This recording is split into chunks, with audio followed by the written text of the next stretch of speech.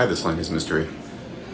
It's like the only quiet corner of the airport I could find. Thank you for waiting, ladies and gentlemen. At this time, virtual anti-collecting by customers seated in groups 3, 4, 5. Anyway, I'm at Heathrow Airport waiting to fly to Vancouver. There's a crying baby. Had a great trip, amazing trip. Went to some new countries. Went to Croatia for the first time. It was beautiful. Just a amazing place. Bosnia. I wasn't in Bosnia very long, but it was nice. Went to Hungary. Spent some time in Budapest. I'd never been to Hungary before. Even went to the Vatican, which I had never visited before. Also went to some old favorites. So there was Italy, Spain, Portugal, Scotland, now here in England. Here in England, I had a couple of house sits in Bath. I went to Bristol, the home of Banksy. I highly recommend the documentary about him called Exit Through the Gift Shop. It's really good. From there, I went to Stonehenge.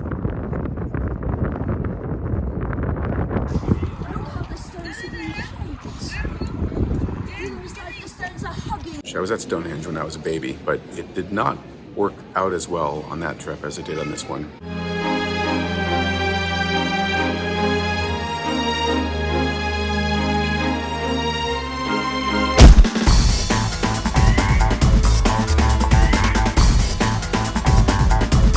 From there, I went to Southampton, and from Southampton here to London, where I've been for about 10 days. If you look at my travel map, it doesn't look that impressive just because I haven't been to some of these really big countries like Russia or China or India. I really want to go to India. It's kind of motivating as well. You can go to all these countries and you look at your travel map and it looks like you've never been anywhere. I want to go back to talking about Southampton. That's where the Titanic set off from in April 1912. Like 500 people from Southampton died on board the ship. No, I'm not a Titanic fanboy. It's personal for me because my great-great-grandmother is a Titanic survivor. Yeah, she was. No, she was not the one from the movie. That's the first question people always ask. She was a third-class passenger. She was very poor. It's an incredible story. You know, the stories that we often hear are the first-class passengers. And I'm going to spend the rest of this video talking about her story. Anyway, I'll reconnect with you in North America. But until then, I'll see you in the world. Have your travel documents ready for inspection.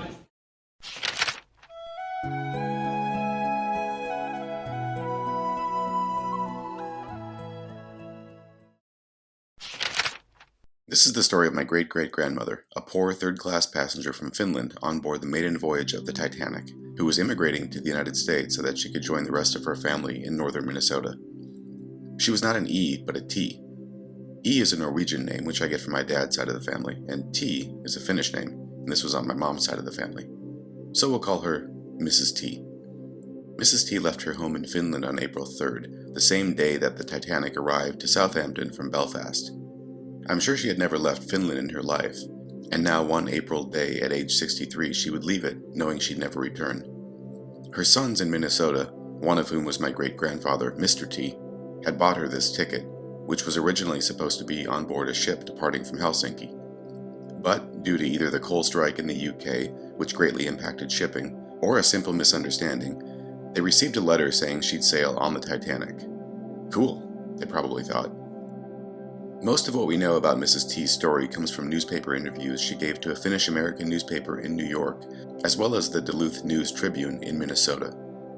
The rest of her story comes from old family legend.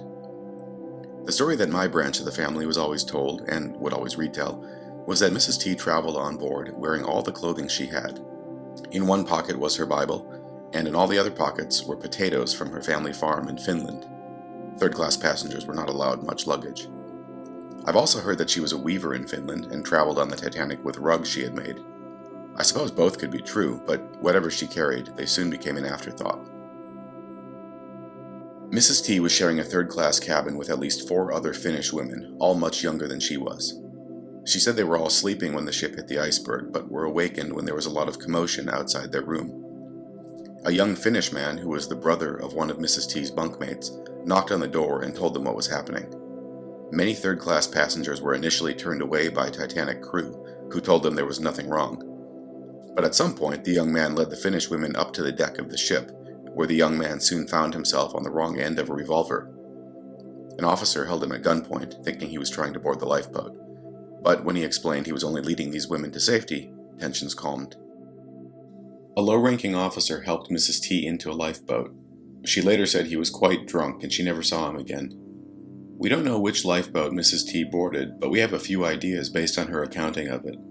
She said that once she was in the lifeboat, it rowed away with plenty of room for more people. She continued to hear shouting and screaming from the doomed ship as they slowly rowed away from it. The night sky became darker as the lights on the Titanic extinguished. Once the ship sank, Mrs. T could hear the cries of people still in the water, and noted how they became fainter as time went on. Before long, there was an eerie quiet. Mrs. T said that she and the others in the lifeboat huddled together all night for warmth.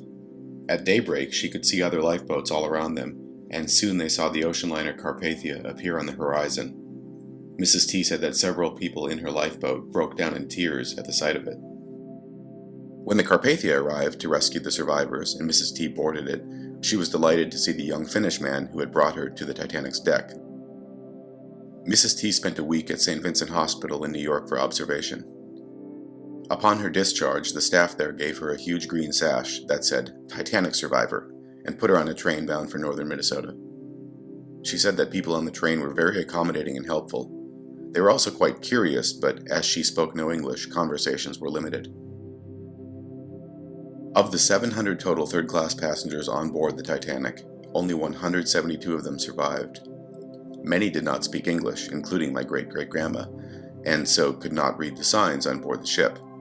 Crew instructions would have been only in English as well. Where to go, what to do, and how to get there would have been nearly impossible to understand with all the chaos as the ship was sinking in the middle of the night.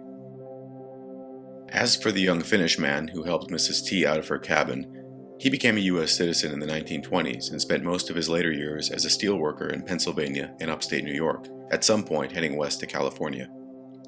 In 1958, the now old man, who decades earlier had saved at least 4 lives, died of a stroke in Napa, California, where he's buried in an unmarked grave. Mrs. T was one of the oldest Titanic survivors. She was in her early 60s at a time when the life expectancy was closer to 50. For the rest of her life, Mrs. T harbored a tremendous amount of guilt that she, an old woman, survived, while many younger women perished. Mrs. T would go on to lead a quiet life on her son's farm near Hibbing, Minnesota, until her death in April 1922, almost 10 years to the day after surviving the world's most famous maritime disaster. She never learned to speak English, but in northern Minnesota in those days, Nordic languages were often more common than English anyway. Mrs. T, the former Finnish peasant and one tough old woman, is buried in the same tiny cemetery as my Finnish-American grandparents and many other family members. And that is the story of my great-great-grandma's journey to the United States.